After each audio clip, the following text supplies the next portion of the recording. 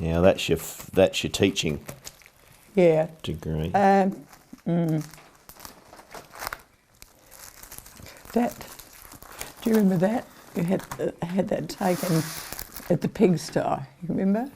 I don't remember that because I wasn't even here. Oh no, that's right. Well, we had someone working for us, and all the pigs were in the the big shed, and the effluent used to come out. And what's name took that? He used to work for us. Yeah. Andrew Mills. Andrew Mills. Yeah. Just recounting Dad's accident. Well, he must have been a tough old cove. Yes, well, he drove trotting horses for many years, and that's yes. quite a dangerous occupation. Could be, but quite thrilling. Well, he obviously did it for the thrills. Yeah, well, he liked his horses. He liked mucking around with horses. In fact, I see you have a handsome trophy up there. Yeah, that's through a horse, by a horse.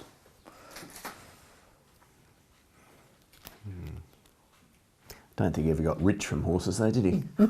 Although he never betted, he decided he did lose a few bob at one occasion, and after that he never ever bet on the Terrific. Yeah. So you had some wisdom then. Can I ask, how did you meet? Well, I came here as a junior teacher. Yes. In 1945, because if you wanted to be a teacher, you had to do a year as a junior teacher. Yes. So I came here to Wudinna, and having been born at Streaky Bay, and that's when I first met Des.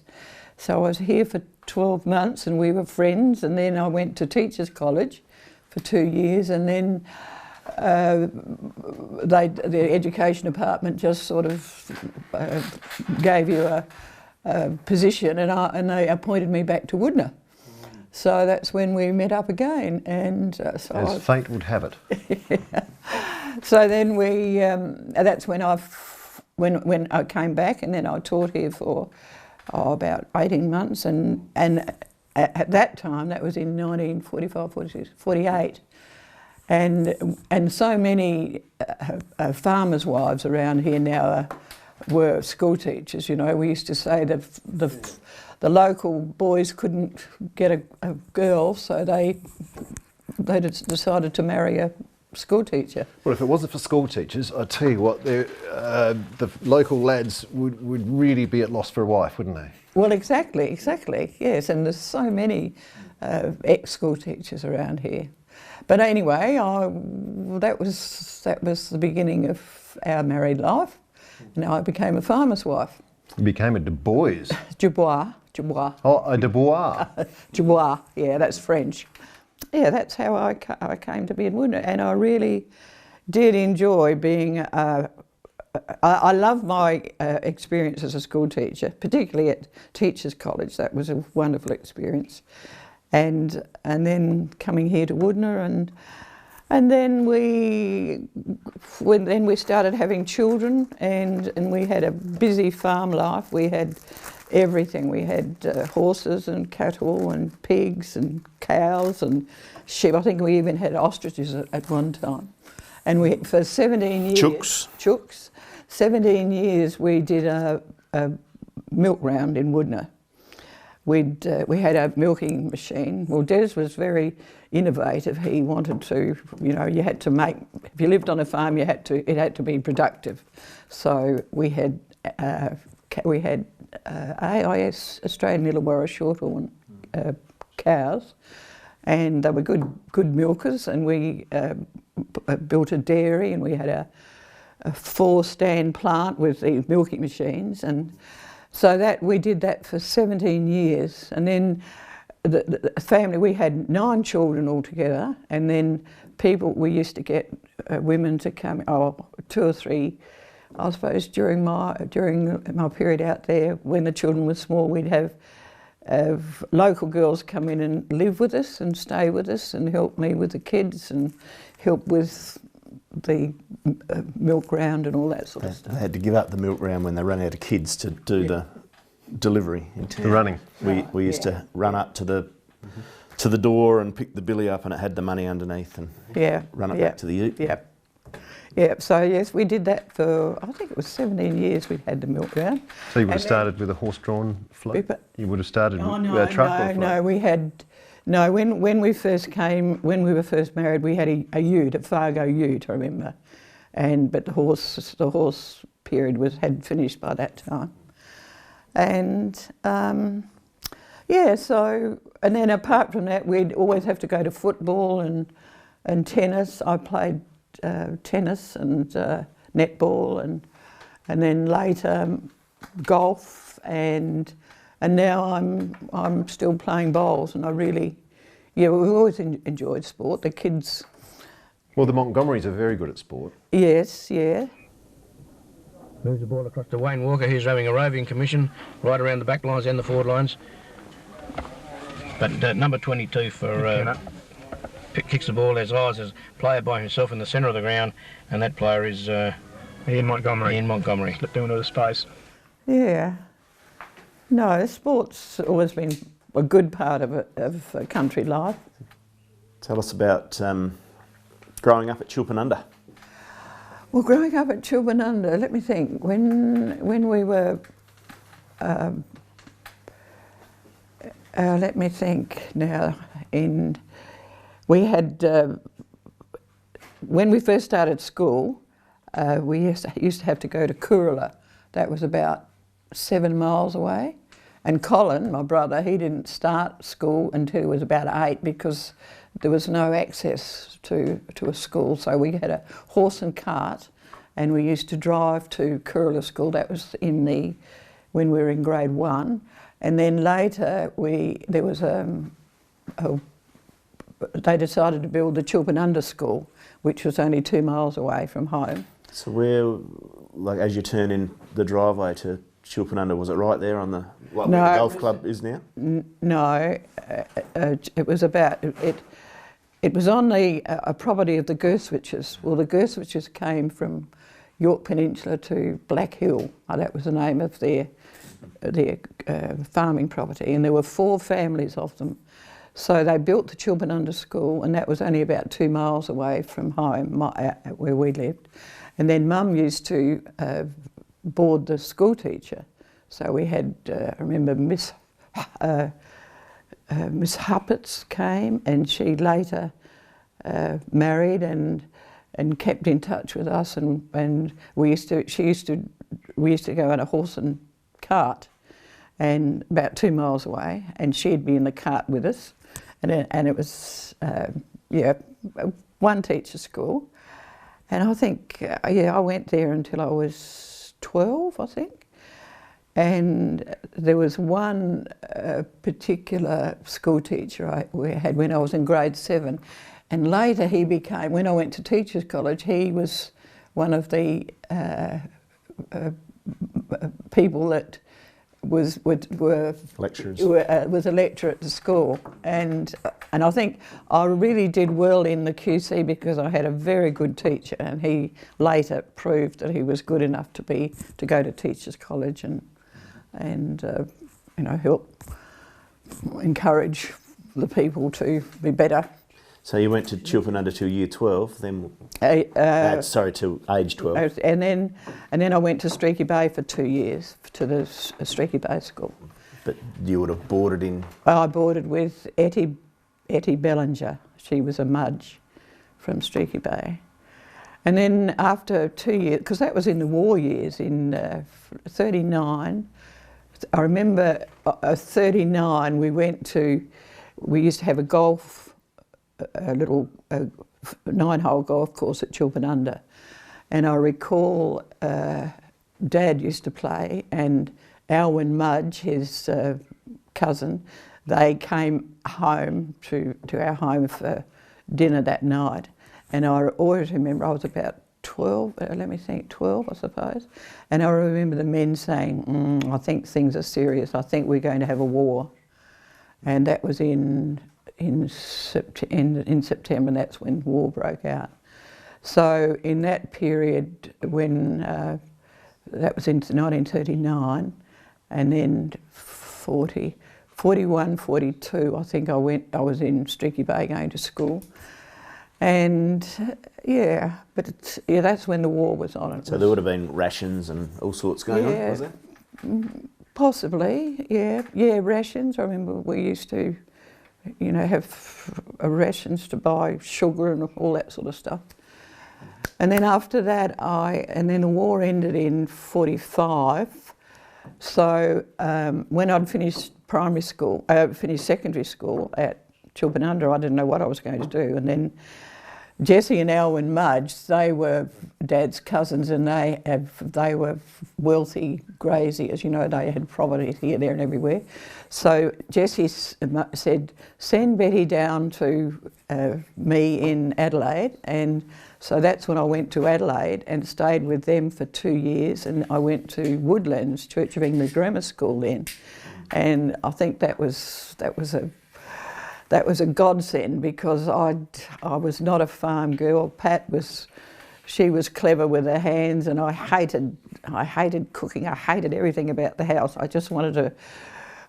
Still do. Yeah, well, I do. Well, I just wanted to get out and enjoyed life, and I think that's why I really I'm so grateful that I had the opportunity to go to Adelaide and go and to continue my education. So you must have expressed an ambition to do that early. Well, I think because you got sent and Auntie Pat didn't. Well, I think Mum was a bit worried about me being home doing nothing, hating being home, and so Jessie and Alwyn said, "Well, look, send her to Adelaide." So you're a problem child. Well, I think I was a problem child because I hated sewing and all that sort of stuff. But I was always so grateful to think that I had the opportunity to go, and now I think that's why we sent all you kids to school, because, and Des, when his story was that when it was during the war, and Jim he joined the Air Force, and Des was home, and then Eugene won a scholarship to go to Rostrevor, and Des was cranky to think that, right, he's gone to Rostrevor. So he was home for perhaps 18 months when he left primary school here, and built up, earned a bit of money, and he sent himself to Rostrevor. He paid his own way to go to Rostrevor with Eugene. And he did extremely well. You see in that where he had Desmond Boys, he had credits in all those things at Rostrevor. He did it very, very well, and he was studious. And I think that's where he got his love for Catholicism. He's right until his death. Des was he had great faith in his Catholic faith, and he never missed Mass. Every time we did the milk ground, we'd Sundays, we'd have to milk the cows, and we went to Mass. So, just on that, you were, as the Monts, you were all Church of England. We were all Church of England. So, but you converted. How did that come about? Well, we were Church of England, and we used to go to church about once a month at a little school, a Kurula Hall we used to go, and there were only about 5 or 6 families.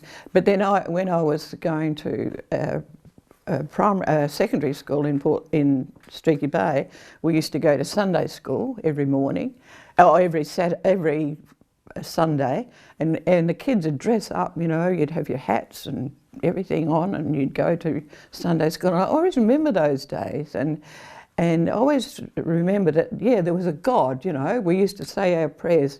Mum would say, as kids, we'd always say prayers, and not that we were, greatly indulged with religion, but we knew there was a God, and we worshipped. We said Our Father, the Our Father and all that sort of stuff. And it wasn't too great a leap to become a Catholic? No, not really. Although I think at that time there was a bit of resentment, between the Protestants and the Catholics. Very much so, yeah.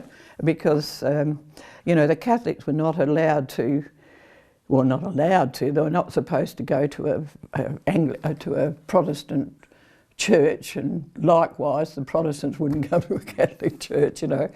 But yeah, there was always that little bit of antagonism. I think it was because of the Reformation and all that sort of stuff, you know. I think it was Henry VIII, wasn't it? He gave the Pope away because he had 8 wives, didn't he? He had 6 wives. Yeah, wanted a divorce. That was a no-no. You know, the divorce is just not on. It's changed. You know, it has changed. Back on the Teachers College, I'm looking at a photo here actually, and A-grade netball in 1944. That's right. Yeah. We had. That's who was it?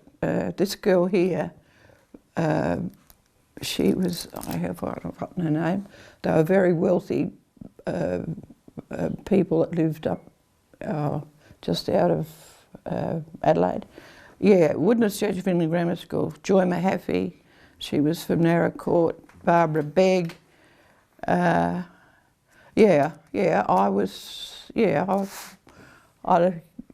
got the nod to go in the A grade at that time, and yeah. Which was basketball then? That was basketball. Yeah, that's right. Yeah. But Wudinna Church of England Grammar School. That was Miss Millington. I remember was the headmaster at that time. And she was pretty, and she was a very astute woman, and she used to have an office, and we'd walk past the office and she'd always be smoking, you know. Smoking was quite acceptable in those days, and yeah, Miss Millington, she was very strict, but she just loved having a fag every now and again, so it was human in that respect. So you were living with the Mudgers in Adelaide? With Jessie Mudge. So what did you get up to in Adelaide? Did you go to the nightclubs and carry on and like your granddaughters did, or? No.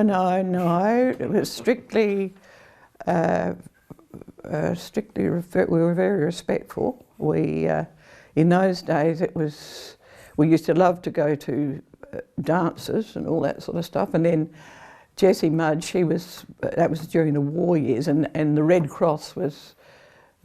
The Red Cross was a means of raising money for the soldiers and all that sort of stuff. And I remember Jessie used to send me up into Rundle Street, and I'd have to sell badges in Rundle Street. How old was I then? About 18 or 19, and I'd be, you know, would you like to buy a badge, you know, up in Rundle Street? And, oh gosh, I hated doing it, but I had to do it. And did you sell many? Well, yeah, I was getting better at it, you know, because Jessie was quite good. Was quite one of the Red Cross ladies, and then they were having a Red Cross ball, and so that she told me that I had to be the. I haven't got a photograph here. I've got.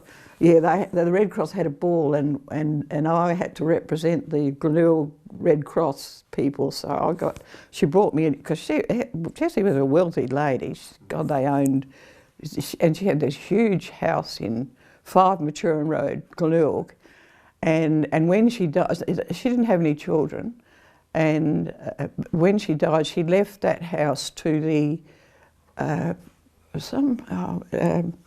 she left it to some organisation that it's now run by it's in 5 Maturin Road, Glenelg. It's run by I think it's the Church of England or something like that, and it's a rest home now. Yeah. And it was because they owned, she was a Murray, and they owned property up at sheep stations. They had, there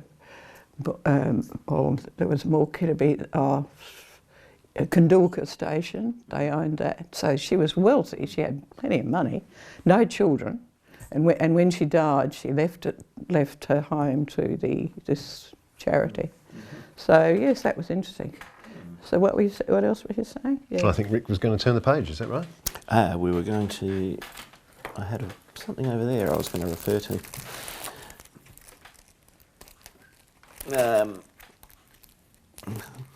Come back to that in a minute.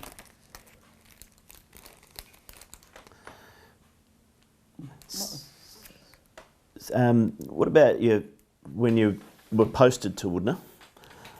there's a few names that still live about here that were your first students. Yes, well, there were Barry Wilkins, Pat Hines, and yeah, there were. Yeah, but when I was here in 1945, they just had the one school. There was no secondary school here. I was just trying to think the other day, where did those kids go? Well, it became wasn't it like a local school, but then it became an area school about that time? It became an area school. 1945, it was just a primary school. And then I was away for 2 years, and when I came back, they'd built the area school started then. So all the little little schools around the area. How many teachers at Wudinna? Well, when I was here, there was Clem Lowby. He was the only teacher, and I was the junior teacher. And that was in 45, and that's when the war. Let me think. Yeah, the war had started, and it was a drought. I remember we used to go out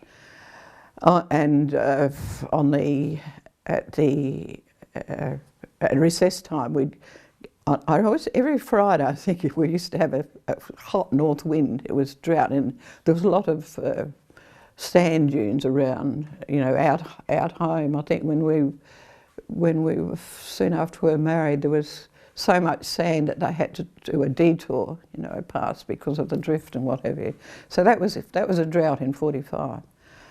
And what else did you say? How many teachers there? And then when the area school came back, there were about 5 or 6. They had a craft school, and yeah, they had secondary stuff there. And I don't remember how many kids were at school, but certainly more. They had. Well, before they had the area school, there used to be a school at Pidery, a school at Yananee, there was little schools everywhere. A school at Kinecutter, and there were. Because that's where the kids, I don't know where they were. I suppose when they got to secondary school, they either went to college or stayed home. They didn't have the chance to have an education in those days. Yeah, so yeah, and that was good, and that's why I think there were so many teachers who, there were. Well, in this locality, there would have been the Wudinna Primary School, and as I said, there's one at Pidery, Yananee, out the north out here had a school, and there'd be school teachers at each time, and therefore often that school teacher stayed here because they married a farmer. That's how it all happened. Yeah. And just going back to Streaky Bay, with your grandparents, like the Speeds and the Montgomerys. Yeah. Well, the Speeds... Give us some recollections about them, because I don't know much Well, about the Speeds, they had a property about 7 miles out of Streaky Bay, and that was primarily wheat, sheep and what have you. And John Speed and Rosalie, they had 11 children. My mother was one of 11. And I had a photograph here of them, and they were farmers, and good farmers. They had, worked hard. I recall I used to go down and stay with Grandma because she was elderly, and I'd have to help. I was only about 14 or 15 then. I'd go down for holidays, and the boys, the boys would have to get up at about 6 o'clock in the morning and feed their horses, because that's when they had the horses. They were the horse and cart means days of towing the strippers and the cultivators, put the wheat and what have you. So they'd get up early in the morning and go and feed their horses and come back, and I'd have to help Grandma give them breakfast, and you'd have to pack them a lunch and all that sort of stuff. And then they wouldn't get home. And same with Dad at Chilbernunda. I recall we had horses when I was only a kid, and Mum would go out perhaps 5 or 6 o'clock in the evening, and she'd be listening and waiting to see if the horses were going home, because there were lots of accidents then. The horses would bolt and people were often badly injured. I think some of the people around here had an accident. I think one of the limbs has carried an accident that he'd had through falling off the plough or something and the horse running over him. Yeah, so that was the Speeds. Grandpa Speed was a district chairman of the district council. Quite clever, had a brain, and they were hard workers. I used to love going down there because they'd have, there was so much, the eggs and it was I enjoyed going down to Grandma's, because we were the only, Pat and I were the twins, and we were a bit spoilt. Christmas time was a time we'd always go there, and then they had built a tennis court, and we'd have a game of tennis, only a sand court, but they were interested in sport and all that sort of stuff. Yeah, good. I loved the Speed family. They were hard-working pioneers of the district up there. Mm-hmm. And then on the Montgomery side, Dad had, there were 8 boys. Grandma had no girls, 8 boys, and they were all big, strong, healthy, good-looking fellows. 2 of them went to the war. Uncle Jack and Uncle Bert went to the 1945 war. The 1919 First World War. The First World War, they were there. And then in the 45, Bert went he enlisted in the Second World War. And Jack Montgomery married a Scotch girl. That was in the First World War, and because I think he was injured, and he met her. She was a nurse and a Scottish lady, and she eventually came out here to Chandida. Chandida. Straight from England, yes, or from Scotland, yeah. It was a bit of a, yeah. Yeah, so, and they, because a lot of them Grandma had 8 boys, but there were large families in those days. Most of the people had big families. Mm. And Palubi?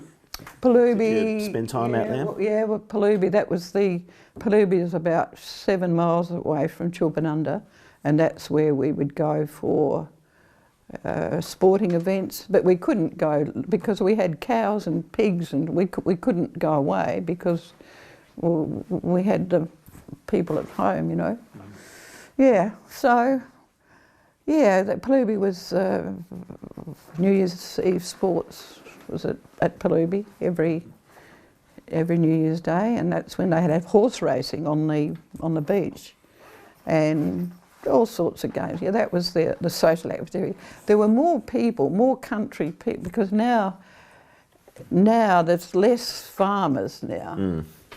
And that's, I think, what made life interesting, because there were so many farmers and farmers' wives and what have you. They all had farm hands. 5 hands and lots of kids, and so many different little schools everywhere. But now you think here in our district, there's the next door neighbours bought there's less farmers, aren't there? And although I suppose there's more people living in Wudinna now than there was when I first came here. Mm. Because but less on the periphery. Less on the farms, but I often wonder, well, now people are coming here now and retiring, because we've got the good facilities, haven't we? We've got a good hospital, and we've got a doctor, so now that's why people are deciding to retire in Wudinna rather than Port Lincoln. Back to Grandpa Mont, he was into horse racing?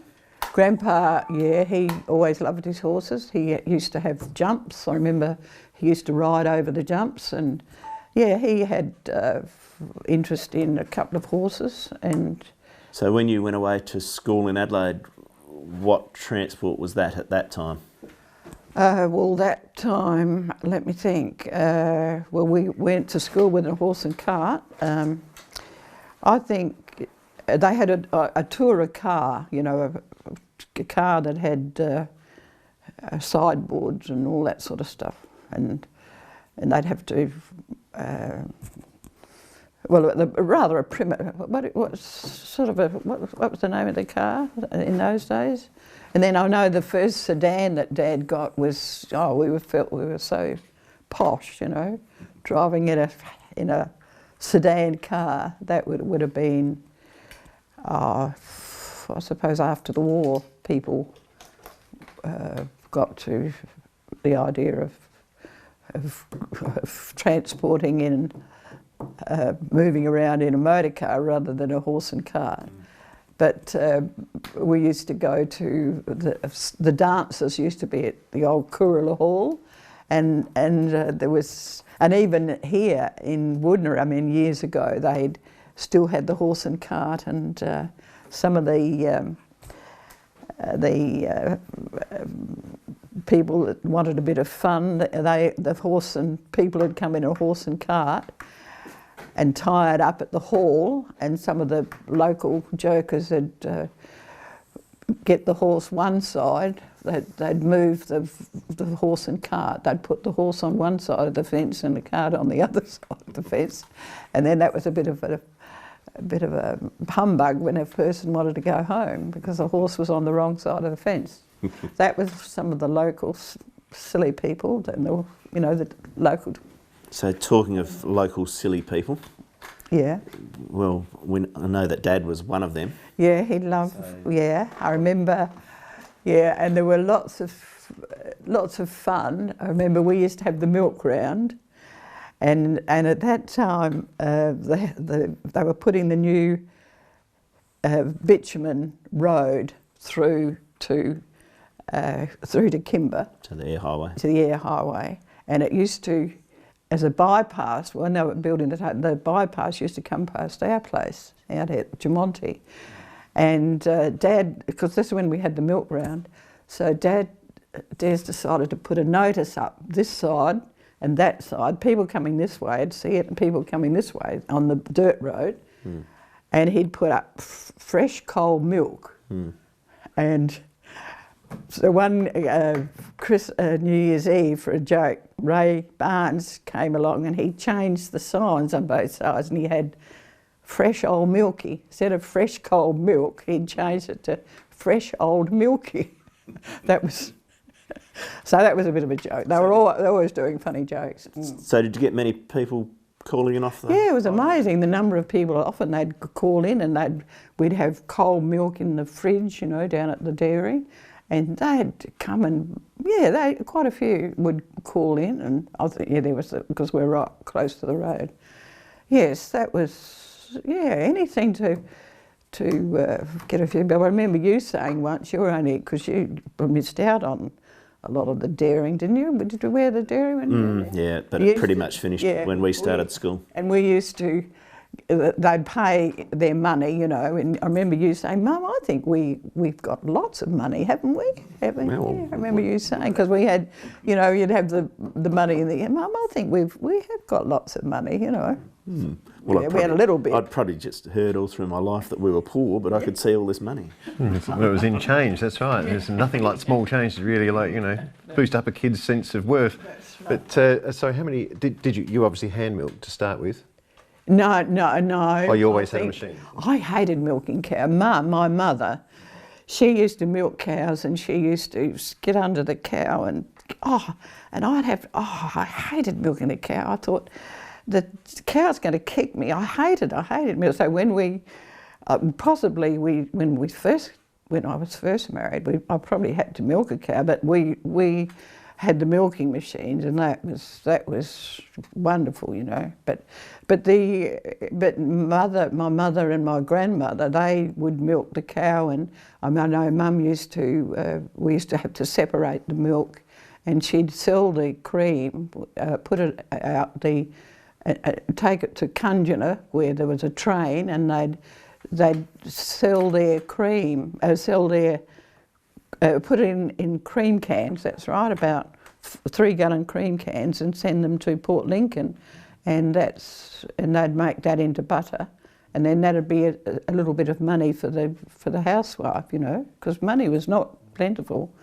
We were self-sufficient in so many ways. You know, we had our own chooks and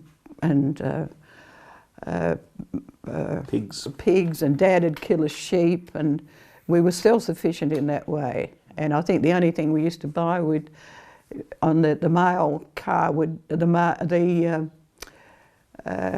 the mail would be delivered to a mailbox, and we used to get flour and sugar in bulk, you know. So the farmers' wives were self-sufficient, really. Didn't have to. I think we only went to the shops in Streaky Bay, which were when we were kids, for just to perhaps once a month, and that was quite an adventure, because it was, you know, to go to a shop was quite an exciting experience, you know. So, yeah, things were good in those days. I think they were good days. I think we've had a good life. I think good life. Yeah, yeah. So in 10th of May 1949, you got married. Yep. Tell us about that. Well,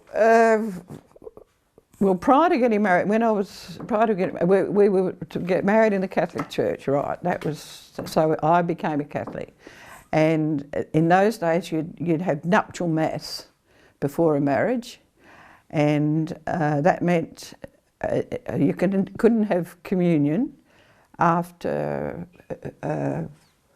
You had to fast. That's right. You had to fast before you could have communion in the Catholic Church. So anyone that were having a nuptial mass had to have a 9 o'clock mass. So I remember I went into Streaky Bay, and Bill Mudge, we're related to the Mudges, and so Bill said, well, you can stay here. So Pat was my maid of honour, matron of honour, and then my two girlfriends from school girls, Helen Cochran and Betty Hannon, were my bridesmaids. So we had, I stayed the night at the Flinders Hotel that Bill Mudge owned, and then we had 9 o'clock church at the St Canute's Church in Streaky Bay. Was this because often back then the weddings were midweek? Yeah, mainly midweek, and we had to fast, of course. You couldn't, because we were having nuptial mass, you had to fast. So there was no, and then after that, after the reception, after the ceremony, you'd have to have a breakfast somewhere. So Mum provided her relatives provided a morning tea at the hall, I recall, for the bridal party and what have you. And then after that you'd have a big show at night, you know, a reception at night. And I remember on this day we went, after the morning when we were married, we went out to the back beach, and I got sunburnt, and then I had to get dressed up for the evening ceremony at the Institute at Streaky Bay. And I think I had a red nose and what have you, and I was tired. Get up early. Oh, I was worn out. But a big reception, you know, they'd invite about 200 people to the hall, and Mum would have friends and sisters that provide the supper, and you know, you'd have all the bridesmaids, and someone would propose a toast to the bride and bridegroom and the bride's parents and all this blah blah blah. It was quite an occasion, and there were. That's why you only did it once. Dance. Sorry. That's why you only did it once. Yeah, that's right. And then I'd be they'd invite about 200 people to the hall, the reception. You know, it was a big affair. Yeah, and then yeah, and that's, I recall then that was when was that? 1940. Yeah, because we only had the one car, the Fargo car, and so Jim took the bride and bridegroom down to Port Kenny, and then we went off on our honeymoon. I think we spent the first night at the Port Kenny pub, And then we went on the bus service to Port Lincoln, and in those days you'd have to get on the Minnipa and go across to Adelaide. That was the means of transport then. And then we went to Kangaroo Island for our honeymoon. So yeah, we went overseas for our honeymoon. We went to Kangaroo Island. Yeah, that was the big thing in those days. Yeah. Well, the terrific thing is that it hasn't changed. Sorry? It hasn't changed. It hasn't changed. No. The rest of the world has, but Kangaroo Island Kangaroo Island has stayed the same, which well, is terrific. It's changed last year. It was those fires. Oh, well, sorry, yeah. Yeah, it was terrible fires, weren't they? I was trying to order some a fruit tree, and they say the girl at Kaz was saying that they're finding difficulty in getting fruit trees in now because the demand from Kangaroo Island's been quite great because you know I've lost so much over there. Dreadful fires. Gosh, yeah, you know we've really got it. It's banged on, hasn't it, with the fires this year and this virus. Australia's having a really bad time. We'll be reading a lot of books with 2020 in the title. Yeah. Sorry? We'll be reading a lot of books with 2020 in the title. Now, this one here, I just don't want you to knock. Oh, there we go. It's clicked on there now. Okay, good. Right. So this is some of the Du Bois crew. So Grandma and Grandpa, Bill and Minnie. Bill and Minnie. Well, Minnie was a school teacher. Actually, in the Gardner family, I think three of her sisters were school teachers. And Minnie apparently came here as a school teacher and married Bill. And Bill was quite a bit older than Minnie. And they were farming out at where Jim and you, out of the farmhouse. And then her sister she was a guidra, and her sister was Eileen Byrne. And was she a teacher too, Auntie Eileen? Eileen, no, she was a music teacher, Eileen. Yeah, the guidras were quite, I think about 3 or 4 of them were school teachers. They were quite intelligent people. And I recall I used to say to Des that the reason I married you was because when I came here as a teacher, I was really fascinated with Eileen Byrne. Eileen was Nana's sister, and she used to play the piano, and lovely, beautiful pianist, and a lovely lady. She was so, Alf and Eileen and all their kids, you know, the Burns kids, Des was really fond of them. They were his cousins, and I was fond of them, and I think I used to say, that's why I married you, because I really liked your relatives. I really felt that her relatives were really nice people. So that was that's why he got a tick. What, did you have a few lining up? Sorry? Did you have a few lining up that you had to sort through? Yeah, 1 or 2. Yeah, I mean, so the guide was, you know, they sort of were people from Franklin Harbour. And I think there was quite a lot of, I think there were about 8 or 9 guide people. And, you know, they were quite an intelligent mob. A lot of them were school teachers. Not that certainly school teachers are not the highest rank of intelligentsia in the world, but they were, you know, they were good people, and I still have a lot of regard for them. Yeah. So, Grandma and Grandpa were down where Rhino is. Yes. And when you were married, did you move straight into the old place, like Gemonti there? Well, when Jim was in the Air Force, and when he finished when the war ended, I think he got a bit of a handout. I think the returned soldiers got help with owning property, and I think he got a nod for where we were. And when we were to be married, Des said, well, I'm not going to go out to Oozawatts, I want to stay here. So that's why we came to farm there. And Jim was in partnership with us. And then when we were married, that's where Des said, well, I'm not leaving, I'm staying here on the farm. So that's why we stayed there. And of course, Jim and Eugene never married, so it sort of worked out okay in that respect.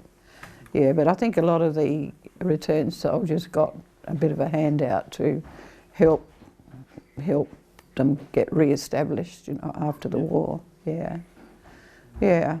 Mm. And of course Eugene, he then decided he was going to go overseas. I remember we went to mass one morning, and Eugene said, well, I'm leaving. Where are you going? I'm going to England. That was Eugene. Mm. And he went to England. I think he was in England for about 8 years. Mm. So what he did over there, I'm blowed if I know. I know Nana used to get quite upset. Well, I haven't heard from Eugene, you know, wonder what he's doing. But I don't know what Huey did, but he was clever he was a clever, he got very good marks at Ross Trevor, but he was just one of himself. Wanted to do his own thing. Did his own thing, yeah. And ended up, you know, having, he had quite a residue, didn't he, of money, didn't he, when he, you know, in that all your kids benefited from his estate. And that's what he would have wanted. Dear old Huey. So, Dad and Grandpa were right into their music, so that obviously would have... Yeah, well, Mrs.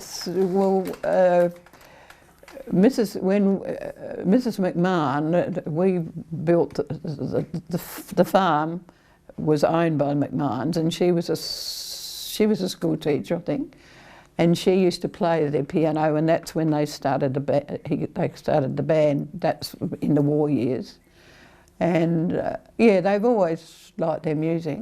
So they would have played far and wide, I guess? Yeah, well, I know even after we were married, Des would be playing the saxophone up at, you know, at Streaky Bay. There'd be a ball on, because there used to be Catholic balls and Red Cross balls. There used to be just about a ball just about every Wednesday during the year, you know. That was the means of people meeting people were at the dances, and they were quite prominent. But they used to have them mainly on a Wednesday?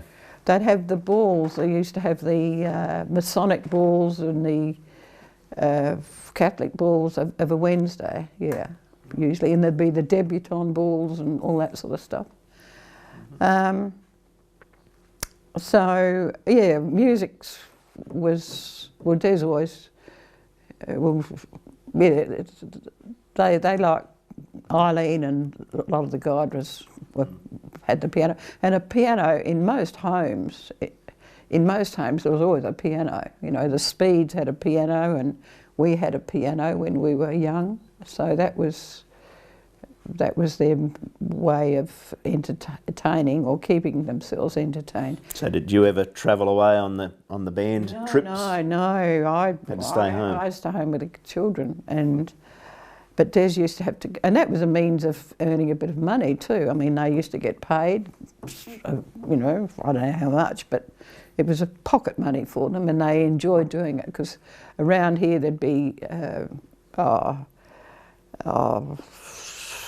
forgotten now, they used to have what band, McCormick bands were quite famous, and the band, there used to be a saxophone, a pianist, a saxophone, a drummer, and probably someone playing the violin, and the Hareen band was, when I was younger, that Hareen band used to be, and the McCormick band were people that used to earn a few dollars through supplying the music. I remember Dad saying They used to have dancers out on top of the tanks Yes. at Polder. That's right. I didn't experience that, and I think that was a bit primitive. Would have been very primitive, but it was a way of people meeting people, and that seemed to how people used to coexist or enjoy life.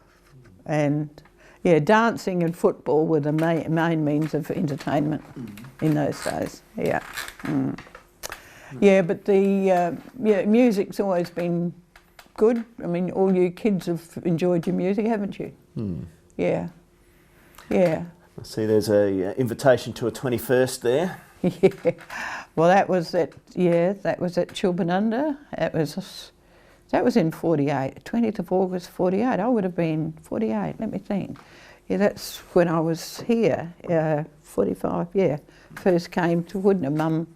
Well, that's when, now it's 18, people they get the ticket 18 years old to be independent and do what they like. 21 used to be the crowning point.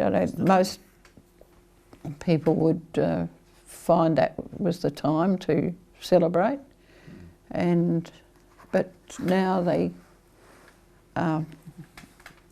reduced the age a bit. Yeah. So what else have we got here? Can you, point out who the people are in the photographs? Would be a good idea. This one? Well, this one. Perhaps your mum could point to them and give us some names. The names, what, of here? Well, that's Des, and that's his father, Bill.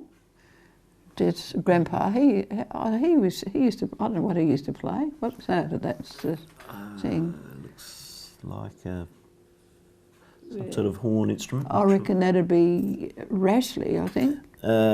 Gordon Rashley, yep. Yeah, Gordon Rashley, Eileen McMahon, she was the people that was in Jumonte before we went there. There's Gordon Rashley, Rob Haynes and Bill Dubois. Yeah, that's Bill, that's Grandpa. Yeah. Yeah, well, they used to, music was a great part of life in those days, yeah.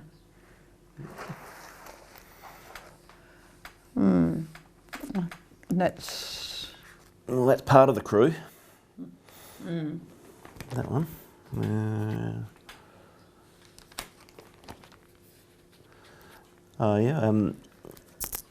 I've got Charlie and Auntie Maud there.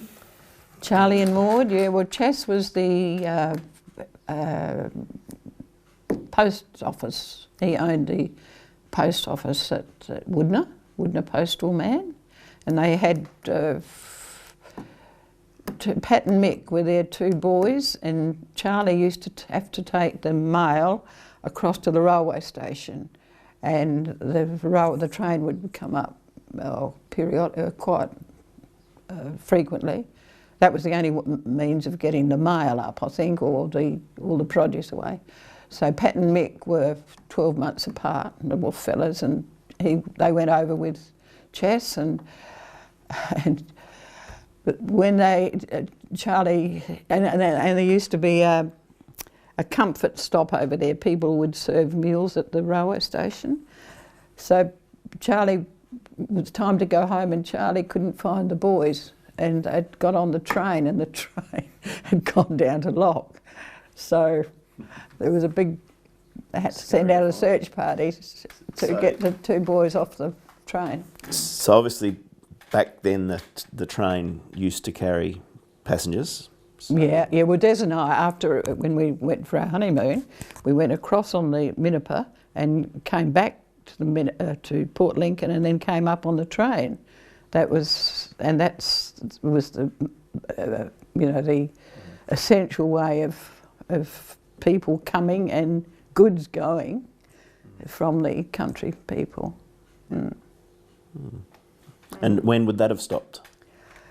Well, they used to have little railway houses here. I suppose that would have stopped. Oh gosh, I can't really remember now, but many years ago. But most of the, there were little sidings everywhere, and Eddie, like there was Wudinna, then there was Yanani, Minnipa, Yantanabe. They'd all be little towns along the railway, and each of those towns would have a hall and a football club, and you know that was a little essential part of and a place where there was a shop. People could, the farmers could buy there. They used to bring water by the train in the early days. Yeah, they possibly did. Before the pipe was through. And there'd be wheat stacks, and yeah, the railways were a very important part of life. I'm sorry that they've closed the railway tracks. Really sorry. Yeah. I think the CWA this year put in a report saying how disappointed they were that they've closed the railway line. I think that's a thing of the past now, unfortunately.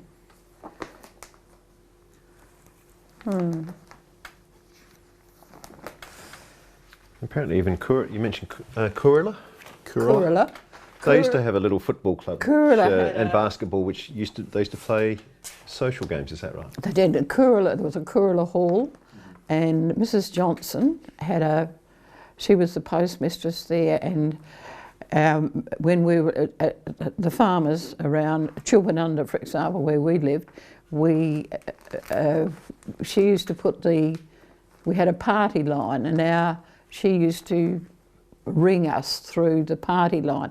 Remember, 2 shorts and a long, we'd answer the phone, and then the Hareens would have a long and 2 shorts or something like that, and we could speak to each other on the telephone.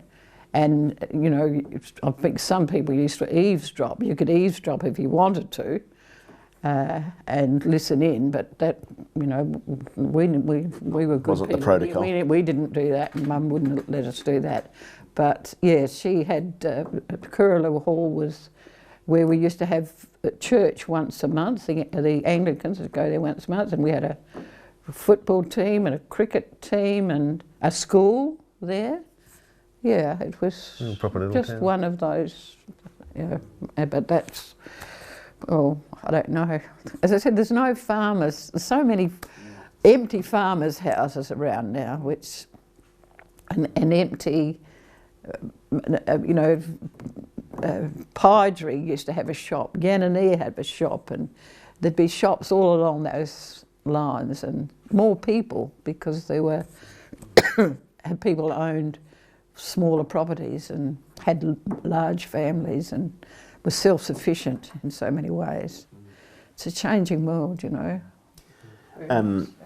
Over the years you've been involved in Over the years you've been involved in Well, I've always been different community groups, and obviously the community club and bowls club and hospital. Yeah. Tell us about. Yeah, well, I've always enjoyed sport. I know I just love sport, even though I'm still playing bowls. Hopefully I can still play bowls. Yeah, I think sport's been a part of my life that I've enjoyed, and it's a part of a community, you know. We've got to have sport. I think it's sad now that we're not having, you know, this pandemic's given sport away in our area, hasn't it? Which is a pity for all people, you know. Sport's a very essential part of people's livelihoods and interests and meeting people. So with the community club, you were involved in the early days of getting that? The community club, yes. Well, I think, well, Tom, yeah, I've written a story about that. Now, how did that happen? I think there was a bit of I know the hotelier didn't like the idea of a community club, and what did we have prior to that? I can't remember. What There was nothing else nothing over there. Yeah, the show. Yeah, it was Tom Hines, and some of them thought, right, let's get this community built, and there was opposition. First of all, they had to get a permit from the council to get the land made freehold, I think, so they could build the hall. And there was a lot of opposition. Some of the opposition came from the Protestant churches, because for the Methodist Church, for example, it was, you know, alcohol was a no-no there. Many of them were teetotalers, and I think they thought that if there was going to be a bar over there, well, that was a cardinal sin to have a bar. Because it was one of the first clubs in the district, wasn't it? Yes. Like no one else had clubs at this stage. No. But I think there was a bit of antagonism there, and even though, you know, I think the chairman of the sports club over there, he was one who didn't like the idea of having a bar. So, but anyway, finally it got built, and now who opened it? He was a prominent footballer, wasn't he? John Cale. John Cale. He came over for the opening, and that was a great affair. It's been a boom to us, I think, here. And the cricket pitch, you know, that was one of the first turf cricket pitches. Turf cricket pitch was quite unique. Well, good enough to host the English. Yeah, I remember having there was a big occasion here, wasn't there, for cricket? State country versus England. That's right. Yeah, that was an occasion. No, it's been a boon, I think, to the country, and now like Warramboo have got, you know, they've all sort of built up, and I don't know how did they get the money to build it? I've forgotten now. We raised money, didn't we? Well, they did sell bricks. Yeah, that's right. Yeah, that's right. Then built. Yeah, no, that's been a good asset here, and I think the public, Johnny Fedoni, he was a little bit opposed to it. John Galati. I think naturally the bar people thought, you know, the hoteliers thought, right, this is going to take a little bit of money away from us. But yeah, I think they've worked in quite happily now. And another place that you spent a lot of time was at Ramblers Golf. The Ramblers Golf Club is still functioning. They tell me they've got about 14 members down there, and that was initially a 9-hole course, and then I recall we decided that we used to go golfing at other places where they had 18 holes, which was a better proposition for golfers. Yes, I recall we had at that stage, sometimes they had about 30 women playing bowls down there. That's when we had many farmers' wives around, and the farmers' wives were not were their own bosses, I suppose. They weren't employed anywhere else apart from their farm. So they were able to play golf, yeah. And as I said, there were more farmers' wives then, and it was a time when the women were more or less stay-at-home women, looked after their house and their family, and their husbands were the breadwinners. The breadwinners, that's the word. And yeah, it was great, and we had women come I think initially we had a coach. We used to bring a coach over every year, and this particular coach helped us to get the idea of mapping out the course and all that sort of stuff. Yeah, that was good, And thank goodness it's still thriving, even though there's no women playing. As I said, at one time we had about 26 women playing golf, but now there's no women are playing, because another reason, there's not so many farmers' wives around, and the women were not relying on their husband for support. They were their own, used after they had kids in the house, but now they are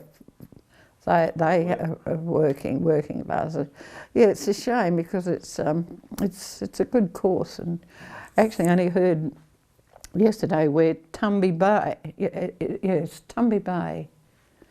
Bay are having a special golf for people on a certain handicap. It's going to be a big event.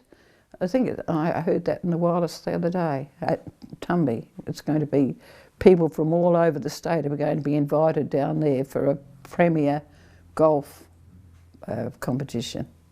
Yeah, so, but we've got a really good course, and we went down there not that long ago, and they're planting more trees down there, and people are maintaining it, and it's good. Trouble is that at one stage we thought we'd try and get a 3-holer up here at Wudinna to give the kids a chance to play, because kind cutters, they've got to be taken there, whereas we had a course here where the children could adapt. Get a taste. Get a taste.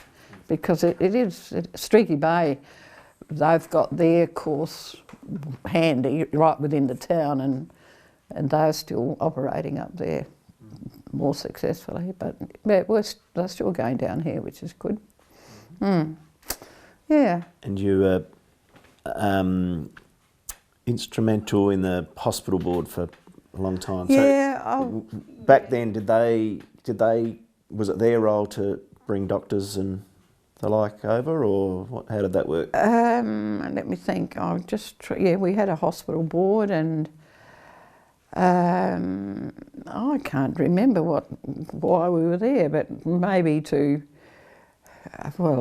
try and employ doctors. I can remember you were involved in the placement of the first surgery, because Peter Gardner had to do some consulting on that.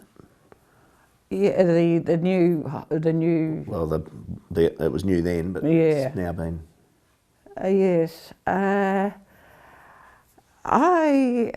We used to be involved with the administration of the hospital. We had a hospital board. Dennis Boylan was there. I don't know. I remember one occasion the matron of the board sacked all the nurses.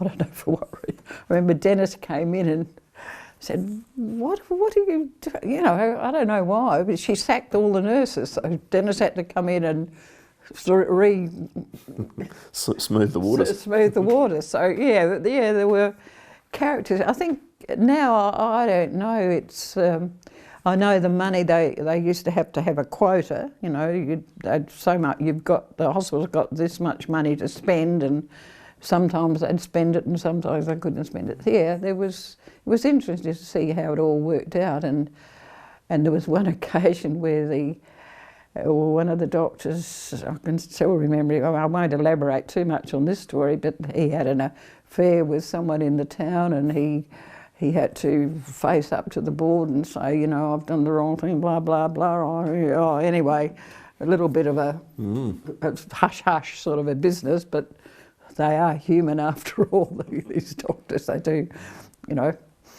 mediate, do the wrong thing after a while, but yeah. Certainly the hospital board wasn't just a medical board. No, they had to, the managers, the employers. Yeah, but I think we're so lucky that we've got Scott here. He's been here now for, it must be 10 years or more? Be more probably. He came as a student doctor with someone, and he liked Wolf Duplessis. Wolf, yeah. But I think that's why that Wudinna is what Wudinna is now. To think that we've got a doctor that's willing to stay here and likes being here. And he's got the fact that he's got an aeroplane, and we've got the. I think that's another thing that we're thankful for that they had, you know, Peter Byrne and some of the airmen, you know, at those days have got Kev Barnes got that airport going. I think that's been a real boon to the town, and Scott having his own plane too. It makes it easier for him and better living for him to, you know, fly people in and out. And the Flying Doctor, I think. Gosh, I don't know, I think I've had 3 trips on the Flying Doctor and Des and so many. Oh, that Flying Doctor's a boon, I think, to people here. Can I ask one little question in there? That fella who took that old footage, which we haven't got time to show now, but what was that? Max Oswald. What can you tell me anything about Max Oswald and or the family's farming? Max Oswald. Yes, well, Max Oswald, yeah, he married Jean, Haynes. Jean Haynes. Well, Max was a diligent farmer, and his father was he owned where you are now. He was the original. Yeah. Pringles. Pringles, yeah. Yeah, Max started off as a farmer and then spread his wings, you know, and the boys were interested in land and still are interested in land. And I think one of them's a keen, he's a keen bowler, they're good sporting people. He's interested in flying, isn't he? Yeah, he's got a little ultralight thing. Ultralight line, yeah. No, they've been a good family in the, you know, good pioneer family, good people. Always sort of innovating and doing different things. Yeah. He certainly was very clever in getting that camera and filming Wudinna back in the 1950s, 40s and 50s. So we've got some footage that Max did, and it was about the 50s, wasn't it? Early 50s? Oh, well, actually 1959 actually. Yeah. So where he's filmed so it was the opening of the hall when the marching girls and... Oh, yes, yeah. Do you remember? I remember Mary Howard, you know, Mary was with us for about 8 years, Mary Howard, and she was one of the marching girls. This is Mary. She was a girl from Piri, or Whyalla. Whyalla. And her parents, and as a young girl, she went up to the Bascom's at Streaky Bay. And when I had quite a few children, and one of the priests said, Mary Howard, she's looking for another position. She likes going helping. So Mary came and lived with us for about 8 years, and then she ended up becoming a nun. I think she found out what married life was all about with us and 8 kids. And Mary... And kids, God. And now she still rings us up. She's still in Port Pirie. She's been a nun in Port Pirie for years, and she'll often ring me up, Betty, what are you doing now, you know? And she's always been interested in her. Actually, she was Jeff's, Jeff, the son that we lost, she was Jeff's godmother. And dear old Mary, she's always kept in touch with us, hasn't she, over the years? So was she one of the marching girls at the time, was she? She was one of the marching girls, yes. I've got a photograph of her here. Yeah, that was, lots of little, with the marching girls, and then they used to have what did they used to have at the show just a few years ago? The girls dancing. They had some, forgotten what they were called, but there's always some little cult that goes on and then it fades out. Okay. Like bridge, for example. Gosh, we used to have a wonderful bridge club here for years and years and years, but suddenly that's all gone, you know, we're not playing bridge anymore. And we've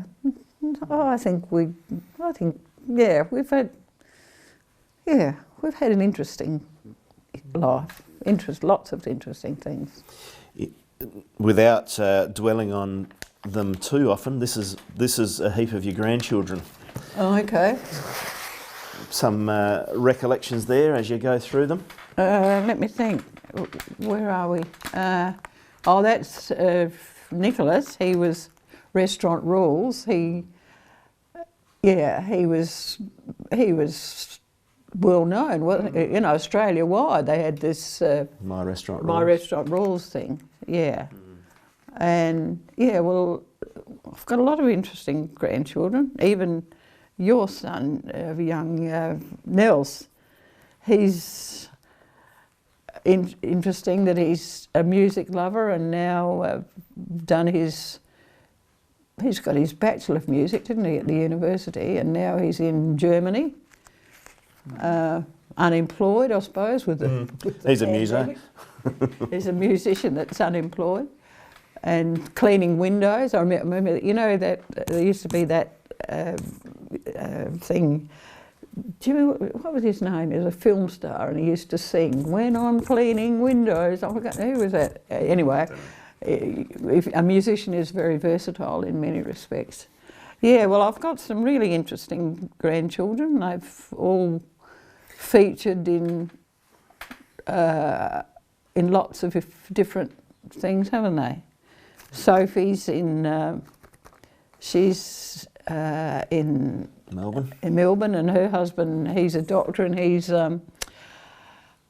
was to go to the Olympic Games, wasn't he, as a trainer. He was the doctor for Hawthorn Football Club for a number of years, but he came over to my party and they said, right, you weren't there, so you haven't got the position. He didn't get re-elected as their doctor. He didn't stand there. Yeah. But he went, yeah. So he was due to go as the doctor for the rowing. Rowing, that's right. Yeah. And then we got Dolores Devine down in Port Lincoln. That's Tony. Tony's wife, Karen. She's runs that, having been a Ljubljana, wasn't she? The Ljubljana had a winery at Marook, and now Ljubljana. I think her brother's in Tasmania now, and he's built up quite a reputation for champagne, hasn't he? Got the Ljubljana champagne. Yeah, got lots of little interesting people in life. Yeah. Seems to be mostly about Nick in here. He was obviously in the news the most. Oh, Nick, yeah, and My Restaurant Rules. Oh, Tom here doing a bit of modelling. Oh, yeah, Thomas. Well, Tom's now he's got a voice, hasn't he? He's doing well in his opera. Yeah, and they were going to do a tour this year of Eyre Peninsula, but because of this virus now, they've had to do it. But Tom, apparently he's got a voice. His tutor was, who was his tutor? A well-known singer? Thomas Edmonds. Yeah. Thomas Edmonds. I remember Catherine, Tom's mum, saying they went and listened to Tom sing, and she said both she and Thomas Edmonds cried when they heard Tom giving his rendition. So he must have quite a good voice if he can make his teacher cry. Yeah. Yes, we got Carla here modelling. So Sue would love to know that she's taken after, because Sue was Miss Venus Bay, whereas Carla's Miss Chenorama. Yeah, that's right. Yeah. Meredith was Miss Venus Bay too, so they were a bit light on that year, obviously. That's right. Yeah. So, yeah. Yeah. a few of them had a go at the winning money on the TV shows, I think. Yeah, on Eddie Maguire. Yeah, well, Sophie. Four of them. What's her name? One. Has to be a millionaire. Yeah. Well, actually, next, the CWA have got a birthday party at the motel next year, and I'm doing a Eddie Maguire show. I'm trying to get some questions ready to do a Eddie Maguire show down there. Yeah. It's mainly Who's that? Who's that? It's Rick and Emily.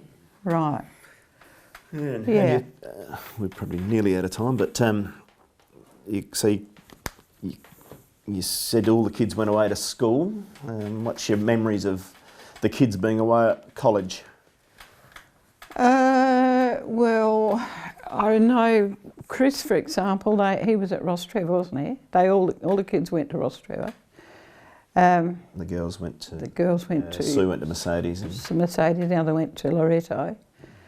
We decided that we wanted the kids to move away from Wudinna, you know, and to see the world, which I think they've benefited from doing that. And what was I going to say? Oh, yeah. Broaden their horizons. Yes. Sorry? Broaden their horizons. Broaden their horizon. And, yeah, I think they've benefited from that. Now, what were you going to say, Rick? Or just your memories of when the kids were away at college? Well, I remember... Stand out? Like, who did you have to go and pick up because they were suspended? No, I don't think any of them got anything. But I remember Chris and... Now, who's that little fellow? Chris... Ben Chan. Ben Chan. They decided that when they were at Rostrevor, they decided to hitchhike home. I nearly freaked out when I heard that. And they had quite an experience, I think, in hitchhiking home. So, yeah, they do all sorts of things that their grandmothers would turn in the grave if they knew about it. But, yeah, I've had an interesting life, and I'm going to keep on having an interesting life, I think. I think the best thing to keep you living is to have good food. I make sure that I have carrots every night. That helps my eyesight. And a glass of wine, not so often. I had a red wine red wine over at the club the other day. And keep on playing bowls if I can.